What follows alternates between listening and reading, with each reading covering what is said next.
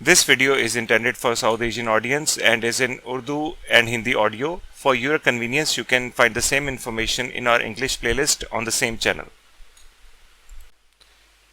अक्सर हमसे एक सवाल पूछा जाता है कि अगर हमारा जनरेटर पुराना हो तो क्या तभी पीवी जनरेटर कंट्रोलर चल सकता है। इस वीडियो में हम थोड़ा सा उसको डिस्कस करते हैं। मेरा नाम शाफ अली है, मैं microgrid automation subject matter expert हूँ। हमारी कंपनी ICSS इंजीनियरिंग कमर्शियल और इंडस्ट्रियल एप्लीकेशंस के लिए पीवी जनरेटर कंट्रोलर्स और सोलर के एडवांस्ड मॉनिटरिंग सिस्टम्स देती है। हम ये सॉल्यूशंस ना सिर्फ पाकिस्तान में बल्कि इंटरनेशनली भी देते हैं। मैं अक्सर अपनी अदर वीडियोस के अंदर ये काफ़ी डिटेल में एक्सप्लेन कर चुका हूँ कि आपके ग्रिड टाइड इन्वर्टर का तो एक्चुअली पता ही नहीं है कि उसके जो पीछे जो उसको 3 फेज़ का जो उसका सोर्स है वो कौन दे रहा है, वो ग्रिड दे रही है या छोटा जनरेटर दे रहा है, बड़ा जनरेटर दे रहा है। बिल्कुल ऐसे ही उसको ये भी नहीं पता कि जो पीछे जनरेटर लेट से अगर चल भी रहा है तो वो पुराना है या वो नया है।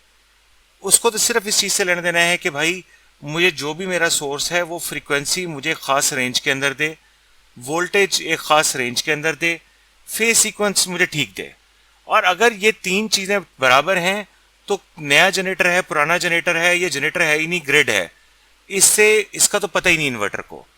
अब वाहिद कंसर्न जनरेटर्स के केस में आता क्या है कि अगर तो जनरेटर पुअरली मेंटेन्ड है या उसका काम निकला हुआ है, वो कोई मेंटेनेंस डिमांड कर रहा है, तो उस सूरत में जनरेटर इवन विदाउट सोलर जो है ना वो बार बार बैठेगा। जिसको हम लोग कहते हैं कि जी जनरेटर का काम निकला हुआ है and it needs to be either overhauled या इसको रिपेयर करवाने की ज़रूरत है।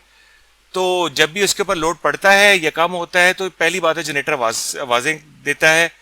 और अगर आप उसको टेक्निकली देखें तो आप देखेंगे कि उसकी फ्रीक्वेंसी सिग्निफिकेंटली जो है ना वो स्टैंडर्ड फ्रीक्वेंसी जो है उससे +3 से भी ऊपर चले जाती है या -3 से भी नीचे चले जाती है। अब ऐसी सूरत में अगर आप इन्वर्टर साथ में लगा भी देते हैं, पीवी जनरेटर कंट्रोलर भी इवन लगा देते हैं, तब भी आपका इन्वर्टर बार बार किकआउट होगा और इस सूरत में पीवी जनरेटर कंट्रोलर कुछ कर नहीं पाएगा आपके लिए। इसी वीडियो के डिस्क्रिप्शन के अंदर मैंने एक और वीडियो का लिंक दिया हुआ है जहां पे आप आइडेंटिफाई कर सकते हैं कि पीवी जनरेटर कंट्रोलर आपके केस के अंदर एप्लीकेबल है भी या नहीं है, प्रोडक्टिव साबित होगा या नहीं। एक और लिंक भी आपको मिल जाएगा जिसके अंदर बात हो रही है कि जी जनरेटर का साइज क्या होना चाहिए for PV generator controller hookup, तो आप उसको भी चेकआउट कर सकते हैं। जैसा वीडियो आपने अभी देखा वैसे ही आपको पीवी माइक्रोग्रिड डिज़ाइन से रिलेटेड, पीवी जनरेटर कंट्रोलर से रिलेटेड, सोलर स्काडा मॉनिटरिंग से रिलेटेड और वीडियो के लिंक्स भी आपको इस वीडियो के डिस्क्रिप्शन में मिल जाएंगे। आप हमारा यूट्यूब के चैनल के ऊपर मल्टीपल प्लेलिस्ट ब्राउज कर सकते हैं जहां पे जितने एनर्जी पीके पीवी जनरेटर कंट्रोलर से रिलेटेड प्रोजेक्ट्स एग्जीक्यूट हुए हुए हैं उनकी प्रोफाइल आपको मिल जाएगी। मज़ीद इन्फॉर्मेशन भी आप ले सकते हैं www.icssww.com विजिट करके।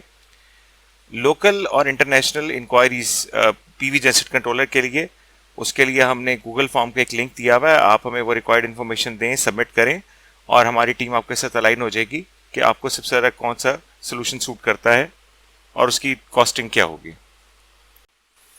हम सोलर की ऑपरेशन एंड मेंटेनेंस के लिए एक डिटेल्ड मॉनिटरिंग सिस्टम देते हैं जिसको हम पीवी स्काडा मैक्स कहते हैं। ये मीडियम लार्ज या वेरी लार्ज लेवल पे जो ग्रिड टाइड सोलर की इंटीग्रेशन होती है किसी कमर्शियल या इंडस्ट्रियल एप्लीकेशन में, उसके लिए प्रैक्टिकल है। इसके जो मेजर फीचर्स हैं वो ये कि ये हाईली स्केलेबल है। ये इवन 100 किलोवाट से लेके गीगावाट्स तक के प्रोजेक्ट के ऊपर ये वाला जो पीवी स्काडा मैक्स सिस्टम है ये चल जाता है। ये रियल टाइम मॉनिटरिंग दे रहा होता है कि इनके हर इन्वर्टर की किसी भी स्ट्रिंग के ऊपर इस टाइम पे चल क्या रहा है। ये रियल टाइम के अंदर अगर किसी किस्म के इन्वर्टर के ऊपर कोई फॉल्ट्स आ रहे हैं या माइनर फॉल्ट्स आ रहे हैं या वार्निंग्स आ रही हैं उनको रिकॉर्ड भी कर रहा होता है और ये भी रिकॉर्ड कर रहा होता है कि वो मसले हल कब हुए। ये आपको ये भी दिखा रहा होता है कि आपका इस टाइम पे कौन कौन से सोर्स चल रहे हैं, कौन कौन से जनरेटर्स चल रहे हैं, ये ग्रिड के कौन कौन से कनेक्शंस चल रहे हैं सोलर के साथ, और आपका वेदर कैसे परफॉर्म कर रहा है। ये आपको इस चीज़ की ट्रांसपेरेंसी भी देता है कि आपकी एनर्जी जनरेशन या कंजम्पशन की जो डेली की रिपोर्ट्स होती हैं वो भी ऑटोमेटिकली जनरेट कर देता है। इसके पास तमाम इलेक्ट्रिकल पैरामीटर्स, चाहे वो जनरेटर साइड के हों, वो ग्रिड साइड के हों या वो सोलर इन्वर्टर साइड के हों, तमाम का हिस्टोरिकल डाटा इसके पास पड़ा हुआ होता है जिसको किसी भी टाइम पे पुल किया जा सकता है।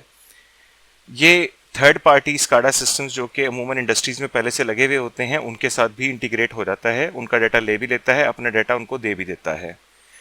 और सबसे अहम कि ये आपको फैक्ट बेस्ड बताता है, फैक्ट्स बताता है कि कब हुआ, क्या हुआ। ये आपके लिए बहुत ज़रूरी है जब आपने रूट कॉज एनालिसिस करना हो कि भाई अगर एक मसला आया था, वो मसला कितनी देर तक बैठा रहा, उसको टाइमली हल क्यों नहीं किया गया, हमारी प्रोडक्शन का लॉस या हमारी जनरेशन का लॉस क्यों हुआ। ये आपको ये भी बताता है कि आपकी सोर्स के बीच में ट्रांजिशनिंग कब हुई, कब किस जनरेटर से ग्रिड पे गए, कब किस ग्रिड से जनरेटर पे गए, या कब किस जनरेटर से किस जनरेटर के ऊपर गए। मैं आपके साथ एक लिंक शेयर कर रहा हूं गूगल फॉर्म का, जो कि पर्टिकुलरली पीवी स्काडा मैक्स की अगर कोई भी इंक्वायरी है, कोई भी इन्फॉर्मेशन आप मज़ीद जानना चाहते हैं तो आप हमसे कांटेक्ट कर सकते हैं उस इन्फॉर्मेशन को फिल करके। बहुत बहुत शुक्रिया।